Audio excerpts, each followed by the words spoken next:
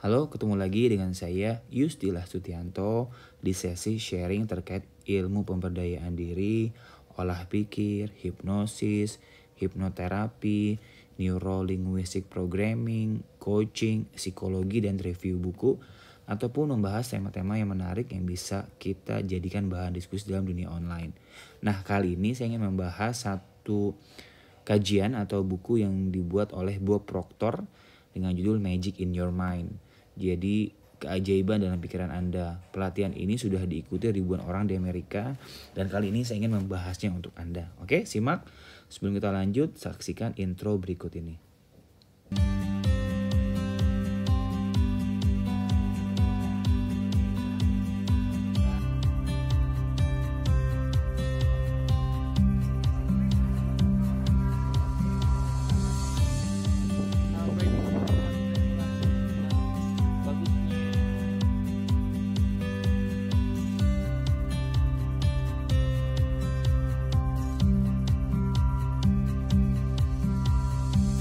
Oke, kita kembali lagi.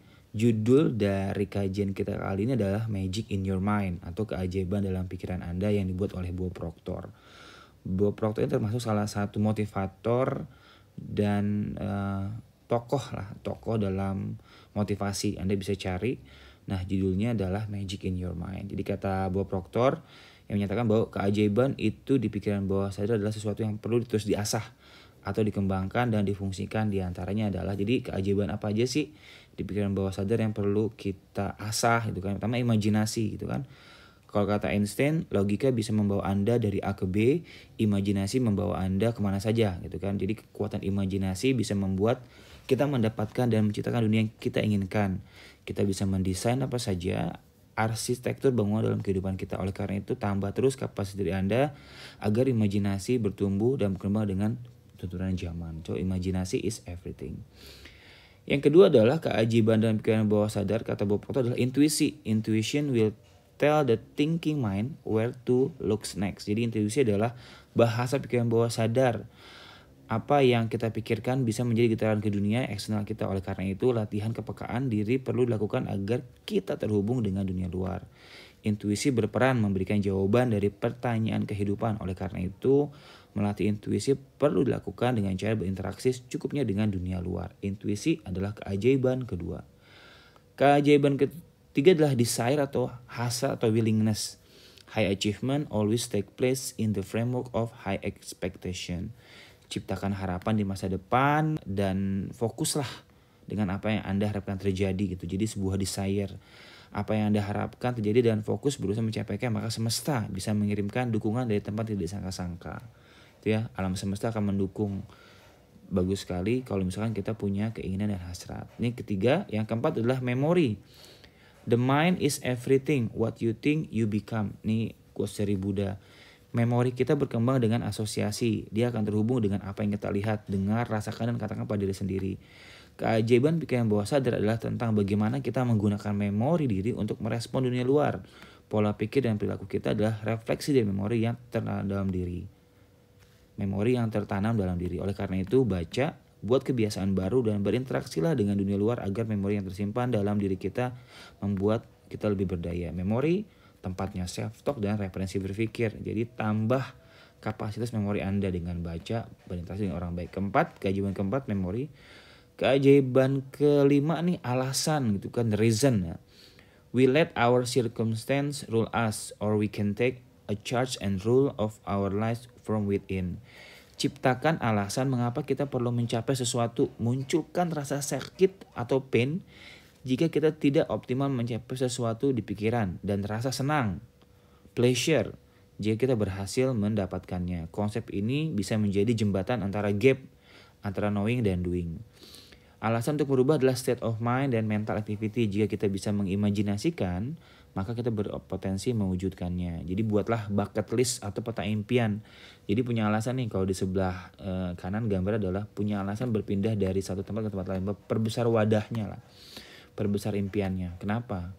Kalau dalam tema-tema kajian motivasi namanya angka yang memaksa, impian yang memaksa. Buat itu alasan kenapa Anda berubah. Dan itu adalah salah satu keajaiban di pikiran bawah sadar. Kalau kata filosof Nietzsche, Mereka yang tahu kemana arah hidup, tujuan hidup, mereka akan tahu bagaimana menggapainya.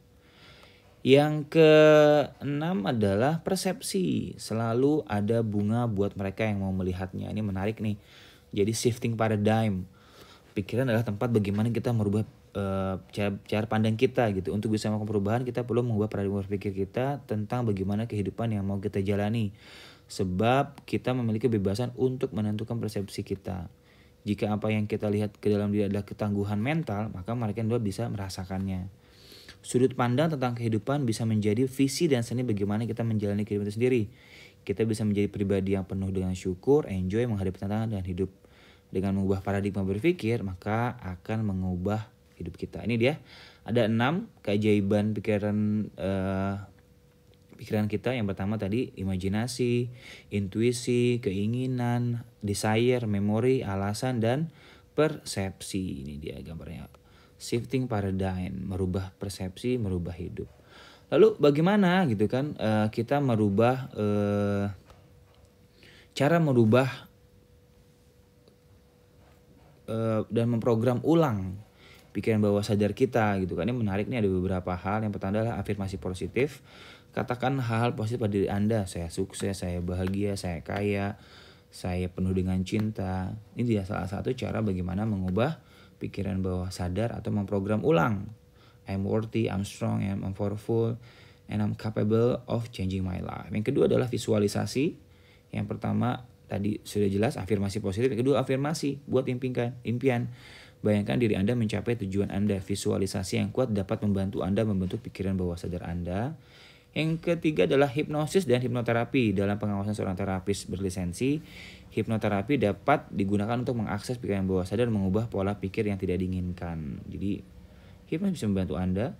Nah, ini ada iklan sebentar. Jadi sharing ini didukung oleh Lembaga Indonesian Hypnosis Center. Ada beberapa workshop, ada fundamental, ada advance, dan ada NLP. Ini nomornya Anda bisa mengikuti. Apa tuh IHC adalah lembaga pelatihan yang bergerak dalam dunia hipnoterapi, hipnosis, NLP, EFT, grafologi, dan keilmuan main teknologi lainnya yang memiliki izin dari Kemendikbud. Visinya adalah menjadikan hipnosis barometer keilmuan bagi para praktisi hipnosis dan main teknologi. Visinya adalah memberikan pemahaman kepada masyarakat tentang apa itu manfaat positif dari hipnosis. Nah, ini kegiatan di kelas, Anda bisa klik di Google ya, bagaimana kami bersungguh-sungguh yang berjuang bagaimana agar hipnosis bisa terlibat dalam mental health di Indonesia. Ini sudah ada 10.000 alumni yang ikut dalam komunitas Indonesian Hypnosis Center ya. Oke, kita lanjut, Anda bisa klik. Jadi kembali ke hipnosis dan hipnoterapi, itu salah satu cara bagaimana mengubah pikiran bawah sadar. Yang keempat adalah meditasi. Ini bagus sekali nih gitu ya. Meditasi sekarang itu tema-tema terapeutik berfokus pada bagaimana mengubah masa kini yang berdampak kepada masa depan. Bukan lagi berfokus ke masa lalu, meskipun ada beberapa hal yang bisa kita gunakan untuk mencari akar masalah. Tapi meditasi adalah satu cara nih. Bagaimana kita bisa mengubah ulang pikiran bawah sadar kita. Yang kelima adalah repetisi, diulang-ulang. Pengulangan adalah kunci untuk mempengaruhi pikiran bawah sadar Anda. Terus menerus memperkuat positif pesan pada diri Anda. Katakan diri Anda baik, diri Anda sempurna, body image Anda bagus, segala macamnya. Dengan mengatakan sesuatu yang positif diulang-ulang tiap hari, Anda seperti membangun bangunan utuh di dalam pikiran bawah sadar Anda. Nih, saya itu adalah pilih apa yang Anda pikirkan, jauhi pemikiran negatif dan situasi yang memicu pikiran negatif. Ini membantu mencegah pikiran bawah sadar Anda terprogram dengan pola negatif. Jadi ini gambarnya adalah gambar kail dan ikan. Dalam kajian metakognitif kita bisa memilih pikiran-pikiran yang ingin kita pikirkan. Jadi thinking about thinking. Jadi kalau misalnya ada beberapa ikan cemas, ikan takut, ikan positif, ikan bekerja, ya kita pilih ikan bekerja. Dengan kita memilih sebuah pemikiran, kita akan menyingkirkan pikiran negatif lain. Nah, ini bagus sekali, memilih apa yang Anda pikirkan. Nih, jika memang ada kesulitan gitu kan, coping skill memang Anda rendah, termasuk Anda juga orang yang bergantung, dependen, ya bekerja dengan hipnoterapis yang profesional. Jika Anda memilih masalah khusus yang mempengaruhi pikiran bawah sadar Anda, pertimbangkan untuk berkonsultasi dengan seorang profesional terapis yang berpengalaman dalam hipnoterapi atau terapi kognitif lainnya. Oke, saya ulang lagi, ini dia bagaimana mengubah pikiran bawah sadar. Tadi afirmasi positif, visualisasi, hipnosis hipnoterapi, meditasi, repetisi diulang-ulang, memilih apa yang dipikirkan, lalu bekerja dengan tenaga terapi profesional. Ingat, untuk bisa merubah ulang dalam pikiran bawah sadar Anda yaitu perlu konsistensi dengan teknik ini dengan tekun. Jadi Anda bisa merasakan hasilnya. Ya, sekian dari saya 2 tema kali ini tentang keajaiban pikiran bawah sadar, isinya, dan bagaimana cara mengubahnya. Sekian dari saya, jangan lupa subscribe, like, dan komen, atau share kepada mereka yang membutuhkannya. Sekian, wassalamualaikum warahmatullahi wabarakatuh.